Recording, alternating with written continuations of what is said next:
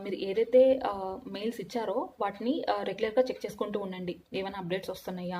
వాళ్ళు కొన్ని సార్లు మెయిల్స్ పంపిస్తారనమాట. ఈ టైంకి మనకి కేస్ స్టడీ ఉంటుంది.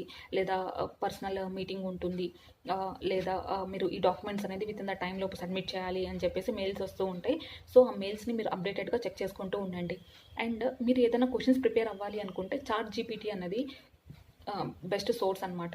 నేను చాట్‌జీపీటీని చాలా బాగా యూటిలైజ్ చేసుకున్నాను ఇంటర్వ్యూస్‌కి అటెండ్ అయినప్పుడు.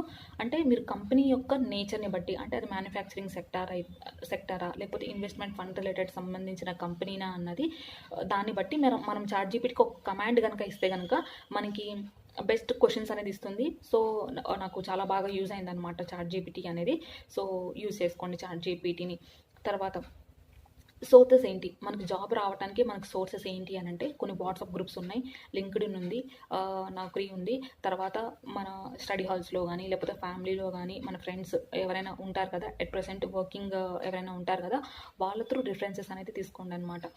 సో, అలాంటి రిఫరెన్సెస్ అనేవి యూజ్ అవుతాయి.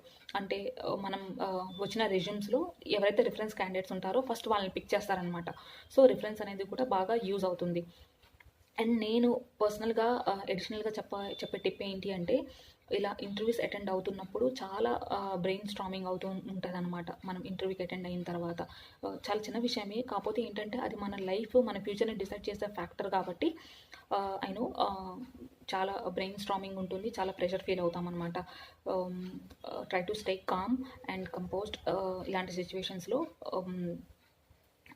తర్వాత నెక్స్ట్ థింగ్ వచ్చేసరికి ఏంటంటే, కొన్ని కంపెనీస్ బేసిక్‌గా మనం అటెండ్ అయినప్పుడు ఒక సెట్ క్రైటీరియాతో వస్తాయన్నమాట.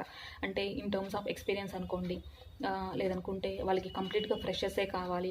లేదా కంప్లీట్‌గా ర్యాంకర్స్ కావాలి. లేదా కంప్లీట్‌గా ఎక్స్‌పీరియన్స్డ్ క్యాండిడేట్స్ కావాలి. అది కూడా కార్పొరేట్ ఎక్స్‌పీరియన్స్ అనేది ఎక్స్‌పెక్ట్ చేస్తారు. సో, ఇలాంటి సిట్యుయేషన్స్ మనం ఫేస్ చేసినప్పుడు మనకి చాలా అన్‌ఫెయిర్ అనిపిస్తదనమాట. పర్సనల్‌గా నేను ఫీల్ అయ్యాను అలాంటిది. సో, నా పర్సనల్ ఎక్స్‌పీరియన్స్ చెప్తున్నాను. మనము ఇంత స్ట్రగుల్ అయ్యి ఇంత ఈ ఫేజ్‌కొచ్చిన తర్వాత స్టిల్ ఎక్స్‌పీరియన్స్ అనే క్రైటీరియాలో ఫిట్ అవ్వకపోవటం వల్లో, లేదా ర్యాంకర్ కేటగిరీ అనే దాంట్లో ఫిట్ అవ్వకపోవటం వల్లనో మనం మనకొక ఛాన్స్ ఇవ్వట్లేదు, ఒక ఫెయిర్ ఛాన్స్ ఇవ్వట్లేదు అన్నట్టు మనం ఫీల్ అవుతాము. But it's okay. మనకంటూ రాసిపెట్టున్నది ఎక్కడికి వెళ్ళదు.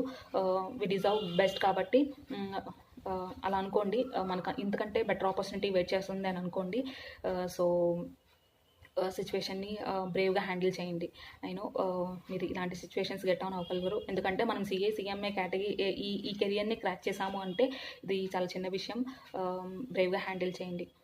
All the best.